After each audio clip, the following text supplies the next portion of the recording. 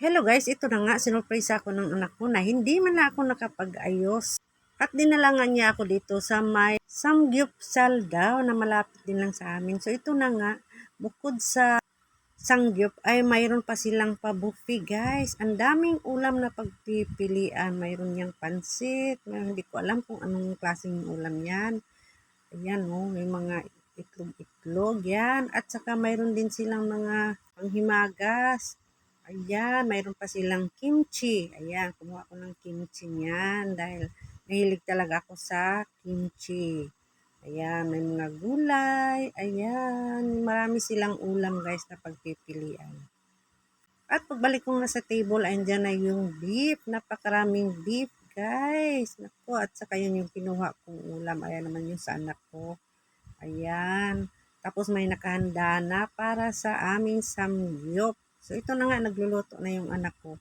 At siyempre ako ay gutom na, ay kumain na nga ako doon sa kinuha ko doon sa parang buffet na ino-offer nila para sa mga kumakain. Per head ito guys, mura lang.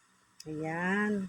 Sulit na sulit yung binabayad mo sa 399 per head ay sulit na sulit yung binabayad talaga natin. Only na pork at saka only na beef. Ayan. Tapos mayroon pang shabu-shabu na sabaw na only din yung sabaw. Nilalagyan yung sabaw na yan para hindi nga daw matuyo.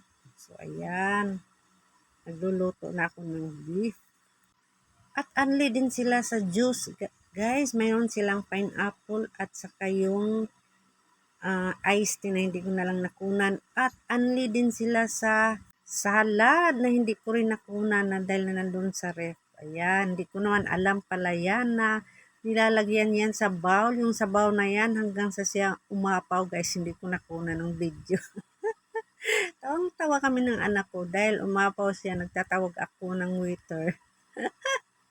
Umaapaw pala yung sabaw na yan. Dapat pala yan ay binabawasan. Ay nako talaga itong inosente na lola. Hindi talaga malaman ang gagawin sa mga ganyang mga kainan. So ito mga guys, dahil gutom na ako, kumain ako ng kumain. Yung pala, hindi pala dapat kumain ng kanin. Dahil uubusin mo yung mga kinuha mo na yan. Oh. At dapat pala litos lang yung kinain ko. Hindi ako kumuha ng fried rice. Ay, nako talaga. Pasensya na guys, kasi nasabik talaga ako sa mga i-offer nila na mga ulam. Kaya ako kuha naman ng kuha. Biro mo yun, unli.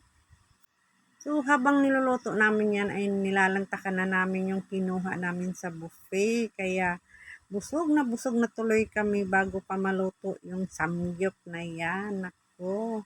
Ayan, ang dami ko pa namang kinuha. At ayan na nga guys, kung ano-ano nang pinag-uusapan namin ng anak ko para lang talaga maubos yung mga pagkain na yan. At pag minsan ay natutulala na nga ako dahil napakadaming pagkain naman ito. Sayang naman, sana kung pwede lang iuwi. Paano ba ito ubusin? Yan. Ubusin mo yan. Magbabayarin ka niya pag hindi mo naubos yan.